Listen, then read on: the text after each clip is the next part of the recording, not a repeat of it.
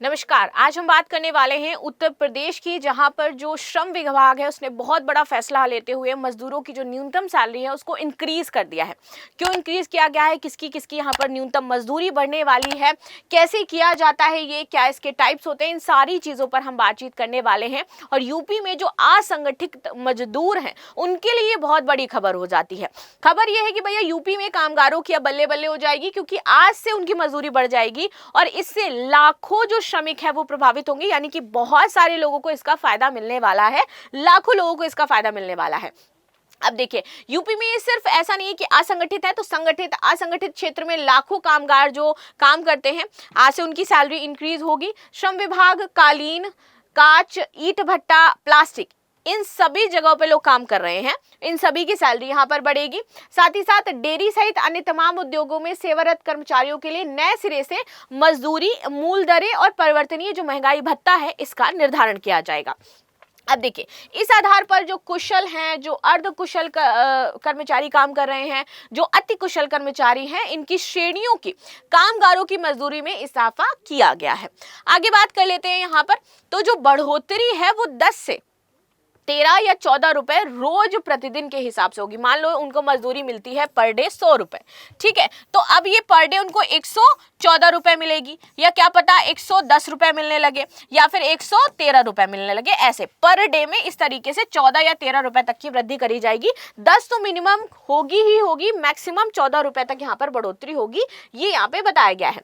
Now अब ये जो श्रम विभाग है ये हर छमाही महंगाई भत्ता बदलता है, मतलब कि हर 6 महीने में ये देखता है मार्केट कैसा चल रहा है, कितना महंगाई बढ़ा है, उस हिसाब से ये चेंजमेंट किया जाता है। अब ये करता कौन है, क्या होता है, तो देखो ये जो महंगाई भत्ता है इसमें संशोधन कैसे किया जाता है, तो जो सीपीआई आईडब्ल्यू है इसके आधार पर ये होता है। ये है क्या, चलो समझते हैं। यहाँ पर हम देखते हैं कि ये जो महंगाई है हमारी वो कितनी बढ़ रही है, तो बढ़ती महंगाई का आधार इसमें लिया जाता है। इसमें जो CPI-IW है इसका जो जारी सूचकांक है उसका मानक तय किया जाता है, उसको लिया जाता है, उसको आधार माना जाता है, और जीवन स्तर सुरक्षा को देखते हुए तब ये महंगाई भत्ता में संशोधन होता है। अब देखो, महंगाई बढ़ती है तो कीमतों में ऑफकोर्स वृद्धि होगी, तो जो वास्तविक मजदूरी है और VD है बढ़ाया जाएगा, ठीक है। इसके बाद ये जो CPI-IW का आधार है, तो ये श्रम ब्यूरो द्वारा जारी सूचकांक होता है जो हर 6 महीने का औसत लेकर के चलता है, देन उसके अकॉर्डिंग बताता है कि कितनी बढ़ी है, ठीक है। जीवन स्तर पर सुरक्षा, तो क्रय शक्ति, जो श्रमिक हैं इनकी क्रय शक्ति बनाए रखने के लिए उचित वेतन सुनिश्चित किया जाता है। अब इन तीनों को मिलाकर के समय समय पर हमारा संशोधन होता है। 1 अप्रैल से 1 अक्टूबर तक का पूरा प्रोसेस यहाँ पर देखा गया था। तो अब 1 अप्रैल को लास्ट 1 अप्रैल जो 1 अक्टूबर था लास्ट ईयर, वहां से अब 1 अप्रैल 2026 तक देखा गया हमारा पूरा। पता चला भैया इतना चेंज हुआ है इन सारे मानकों को देख करके, तो अब वो उतना बढ़ाया जा रहा है। सरकारी नियम, तो विभिन्न क्षेत्रों में श्रमिकों को राहत, खनन, कृषि, निर्माण और चौकीदारी सभी में यहाँ पर आपको पैसे बढ़ाए जाएंगे। देखिए, न्यूनतम मजदूरी अधिनियम 1948 के तहत 74 उद्योग शामिल हैं जिसके तहत अब पैसा बढ़ेगा। इसमें ईंट भट्टा भी है, खनन भी है, प्लास्टिक भी है, कपड़ा निर्माण, प्राइवेट अस्पताल, सब कुछ आ जाता है। नई दरों के अनुसार जो हमारे अकुशल श्रमिक हैं वो आपके 11,021 रुपए से बढ़ करके उनकी सैलरी होने वाली है 11,313। अर्धकुशल की 12,123 थी, तो उससे बढ़कर के हो जाएगी 12,445। ये अनुमानित आंकड़ा है, ऐसा नहीं कि एग्जैक्टली यही होगा, ये बताया जा रहा है। जो बेसिक मिनिमम दर है उसमें कैसे चेंज होगा, तो ये आपको एक आंकड़ा बताया जा रहा है कि इतना होगा, ठीक है। कुशल श्रमिक है जिसको 13,850 मिलते होंगे, तो उनका हो जाएगा भैया 13,940 रुपए, ऐसे करके ये बढ़ेगा। इस संशोधन का उद्देश्य यही है कि बढ़ती महंगाई में वो अपने आप को राहत दे सके, अपने जीवन स्तर में सुधार कर सके। अब न्यूनतम मजदूरी अधिनियम 1948 जिसके तहत ये सारी चीजें होती हैं, प्रोसेस होता है, ये होता क्या है ये भी हमें पता होना चाहिए, आपके एग्जाम के पॉइंट ऑफ व्यू से जरूरी है। तो परिचय की बात करें तो एक महत्वपूर्ण श्रम कानून हो जाता है जिसका उद्देश्य श्रमिकों को न्यूनतम जीवन यापन योग्य वेतन तो प्रोवाइड कराना ही कराना है, और साथ ही साथ उन्हें शोषण से भी बचाना है कि भैया कम पैसा देकर के उनसे कोई काम ना करवा पाए, तो ऐसा शोषण ना हो उनका, ठीक है। यह अधिनियम खासकर जो बनाया गया था वो असंगठित क्षेत्र के जो कर्मचारी हैं उनके लिए भी बहुत इंपॉर्टेंट हो जाता है, मतलब सबसे ज्यादा इंपॉर्टेंट उन्हीं के लिए है। बाकी तो सभी आ जाते हैं, बट खासकर जो असंगठित क्षेत्र के कर्मचारी हैं उनके लिए इंपॉर्टेंट है ये, क्योंकि वहां पर ये ज्यादा चांसेस रहते हैं कि उनको बहला फुसला करके पता चला 5,000 में ही महीने भर काम करा रहे हैं, 6,000 में ही 2,000 रुपया देते हैं खाने भर का, कई बार तो सिर्फ पौवा ही दे दिया जाता है कि लो पियो और काम करो। तो इस तरीके से चीजें ना हो पाए, ये मैटर करता है।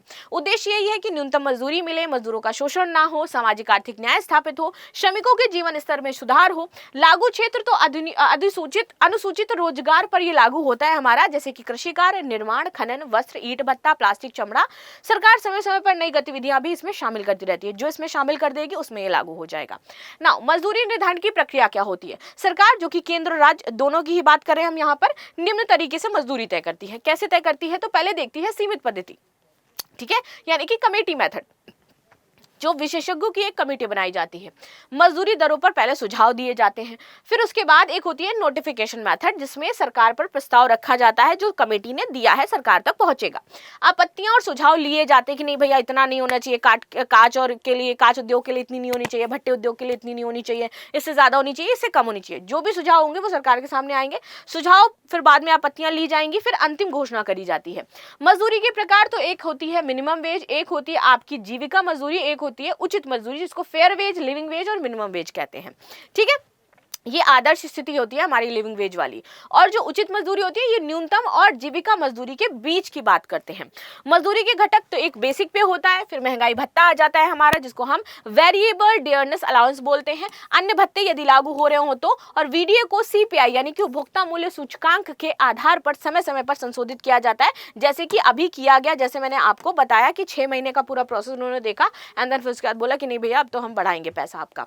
संशोधन, न्यूनतम मजदूरी का संशोधन अधिकतम 5 वर्षों के भीतर, और जो वीडीए है जिसकी मैं बात कर रही हूँ, जो अभी हुआ है हमारा, ये 6 महीने में 1 अप्रैल से 1 अक्टूबर पर अपडेट होता रहता है। और इस तरीके से जो मजदूर हैं वो महंगाई के साथ अपने आप अपना जो लिवलीहुड है उसको बेटर कर पाते हैं।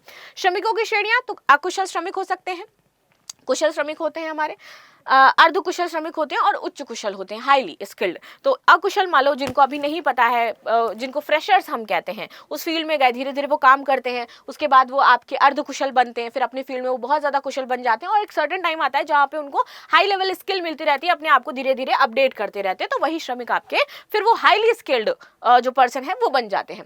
प्रमुख प्रावधान तो निर्धारित मजदूरी से कम भुगतान अवैध होगा। अगर जितनी भी निर्धारित मजदूरी की गई, पता चला 15,000 की गई, उससे कम कर रहे हो तो अवैध है, वो श्रमिक जाकर के कार्रवाई करेगा।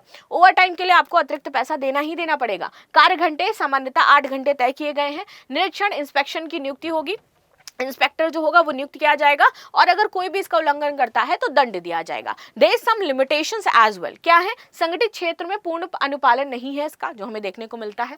जागरूकता की थोड़ी सी कमी है मजदूरों में भी, कई राज्यों में मजदूरों दरों में ज्यादा अंतर देखने को मिलता है। निरीक्षण व्यवस्था थोड़ी सी कमजोर हो जाती है, इसलिए कई बार ऐसा हमें देखने को मिला है कि मजदूरों के साथ न्याय नहीं हो पा रहा है। नया परिप्रेक्ष्य क्या है? तो वेतन संहिता 2019 में इस अधिनियम को समाहित कर लिया गया है। अब सभी प्रकार के श्रमिकों के लिए फ्लोर वेज की अवधारणा लगाई गई है, और न्यू लेबर कोड जो हमारे 3 आए थे उसके तहत ये सारा प्रोसेस हमारा फॉलो हुआ है।